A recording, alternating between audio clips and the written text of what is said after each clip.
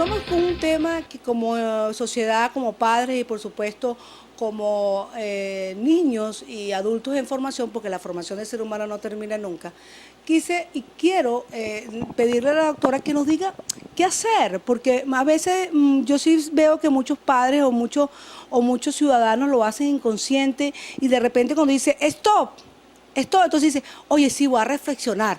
Y entonces cambia, ¿no? Voy a reflexionar y por eso es que le hacen tantas terapias que hay ahorita, ¿no? Que todo se quiere agarrar de algo. Pero lo más importante de todas esas terapias que usted se quiere agarrar de algo es precisamente la reflexión, que lo hablábamos en el otro programa pasado. No solamente emoción. ¿Qué hacer?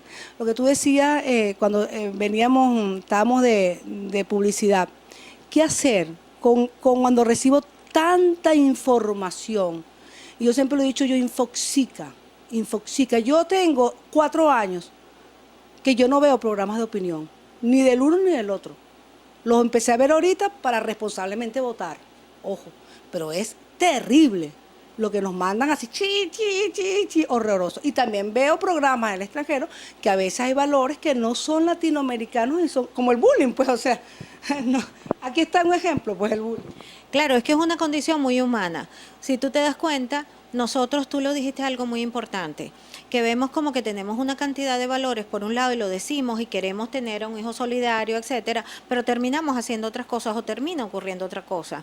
Hay que ver eso muy importante, porque lo único que nos hace integrar es pararnos ante esa observación, porque nos disociamos en algún momento. No es que no queramos, pero ¿cuál es la respuesta que ya la conversamos en otro programa? Cuando yo me vuelvo absolutamente una respuesta emocional, no paso por el tamiz del discernimiento. Y en el discernimiento que están los valores.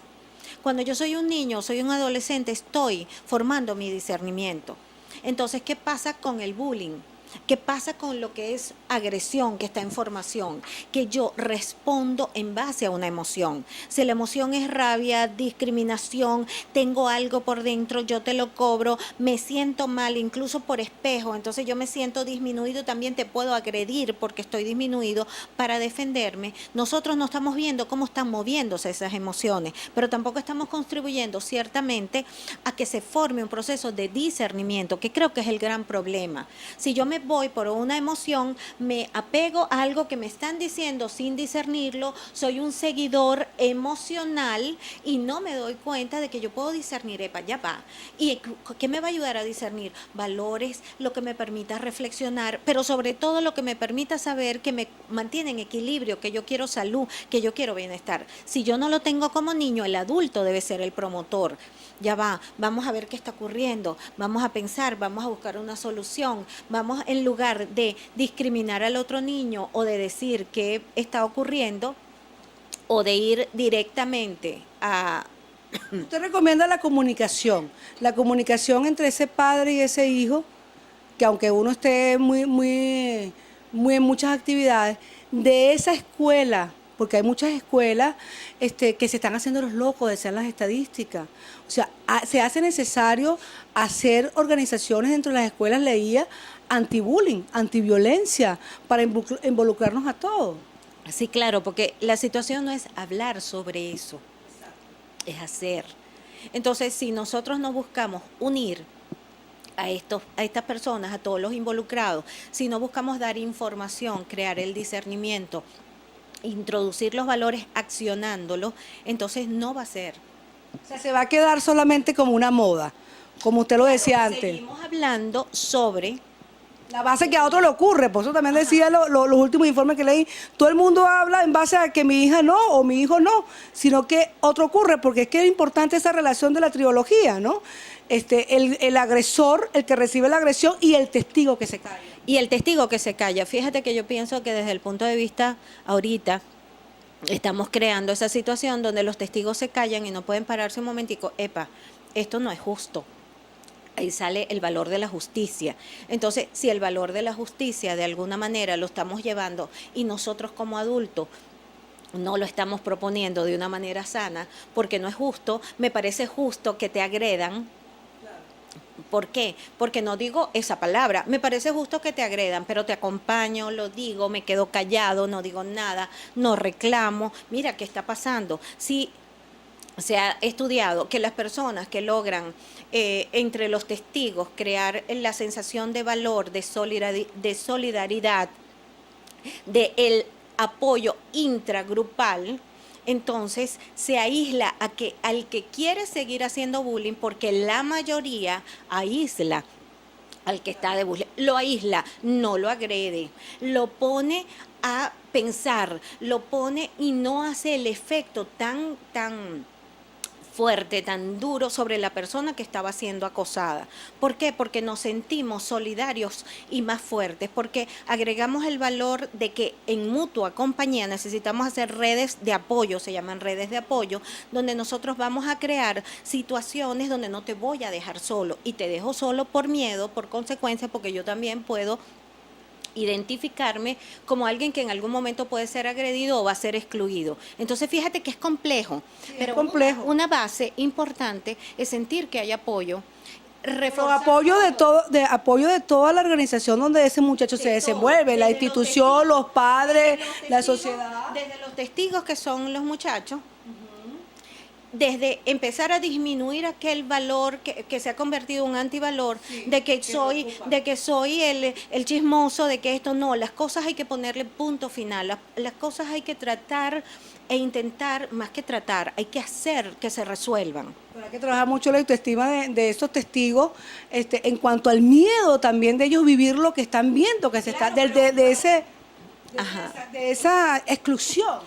¿Cómo trabajo la autoestima? Creyendo y haciendo ver que en grupo nosotros tenemos valores de solidaridad, que yo voy a reforzar esa solidaridad, que yo no voy a excluir diciendo, de alguna manera, porque soy una figura de autoridad y de poder, porque el bullying genera poder, y yo creo y he tenido un valor, que el valor es el poder, claro, creído o percibido.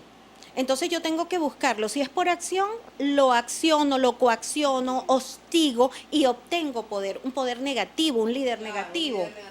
Pero si yo tengo un líder que agrupo a uno, estoy en el proceso de que esto no se permite, entonces tiene que venir un adulto y decir, esto no sucede, vamos a sentarnos aquí. Entonces promovemos dentro de los salones de clases, junto a una figura positiva que genere opciones y que nos permita también llevarlos a la calle, porque entonces no solo es el colegio, vamos al centro comercial, vamos a la calle, vemos los transeúntes en la calle, vemos lo que manejan, y todo el mundo está haciendo un hecho de agresión. ¿Qué pasa? Que eso es violencia social. La diferencia del bullying es lo sostenido, lo mantenido, que puede crear una condición psicológica negativa para el futuro. Además que estamos hablando de jóvenes, donde más se está viendo, ¿no? Y que además tiene una intención, porque mucha gente en la calle, podemos verlo desde otro punto de vista, es un problema de salud, donde yo respondo emocionalmente,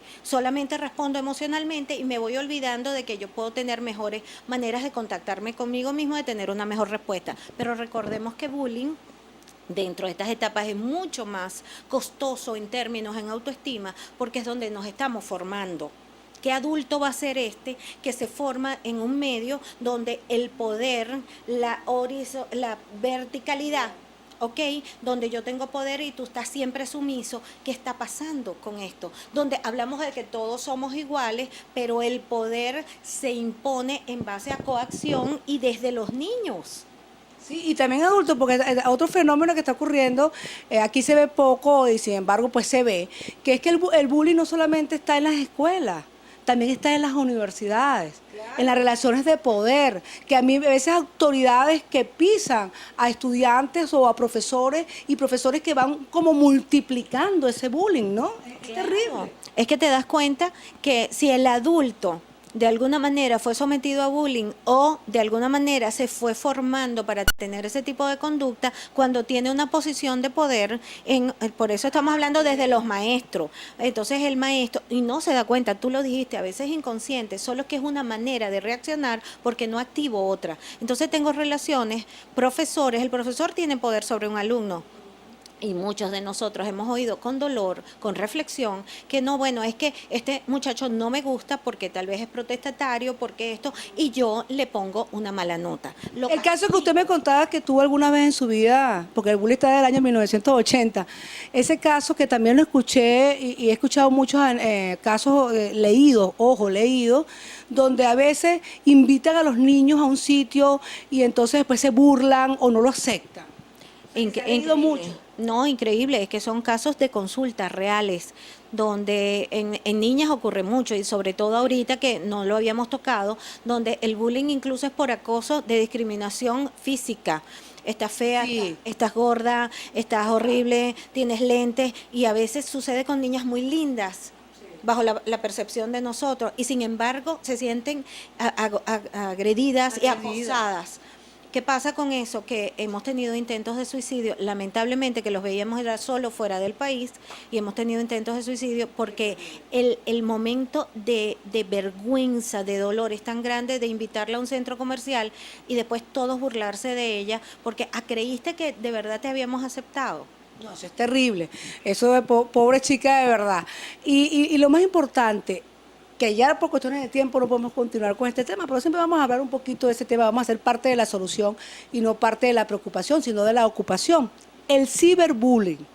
Es impresionante cuando usted ve las redes de las niñitas, niñitas, adultos, es horrible, rápidamente. Está causando estragos y hay preocupación mundial también. En Venezuela es horroroso. Sí, claro, tratamos de ponerle nombre a todo. Lo que pasa es que el acoso puede que no sea sostenido y tú tienes la libertad de desconectarte. Eso es importante. Te desconectas, eliminas, no lees, no te enfermes, no te pegues allí. Hay ejemplos muy grandes que es que siguen y siguen y siguen y siguen. Si yo me pego, si yo me entro en una confluencia con eso, mi respuesta es emocional y se hiere mi autoestima, me hiero por allí. Pero ojo, la diferencia está que yo puedo tener la libertad de no accesar, de cerrar esos medios y de empezar en mi salud. Esa es la diferencia, pero se le ha dado el nombre de bullying porque hay un acoso constante. Sí, sí, hay personas adultas que acosan inclusive a niños y niños que se acosan entre sí y personas irresponsables. Perdón. Que tienen que cerrar redes, hay que estar mosca con Hay eso, niños que eso es lo que yo insisto, porque entonces se vuelven, tengo adolescentes, jóvenes aquí que dicen, es que no puedo, es que me duermo toda la noche, no tengo calidad de vida ni sueño, porque toda la noche estoy pensando quién se pintó el pelo, quién no se lo pintó, qué pasó, y no cierran las redes. Fíjense, padres, y no estamos pendientes, estamos muy pendientes de que el niño o la niña no suelte el teléfono, pero hay que desconectarse porque hay esa libertad, tenemos la libertad de sanar. Y también leer lo que escriben nuestros hijos, porque si vemos ese tipo de agresión con sus compañeros o tal, hay que pararlo, hay que ayudar. Es una de las maneras que yo creo que hay que hacer, ¿no? ¿Qué escribes tú? Estar pendiente qué escribes y por supuesto evitar pues este ciberbullying que es terrible. La palabra se ha vuelto un arma de agresión y por eso tanto se está trabajando hacia la no violencia y la no violencia empieza por lo verbal porque es la manera de significado. Si yo agredo y te doy un golpe, muchas veces el golpe pasa y muchas veces el significado de la violencia, del acoso, de lo sostenido y de los calificativos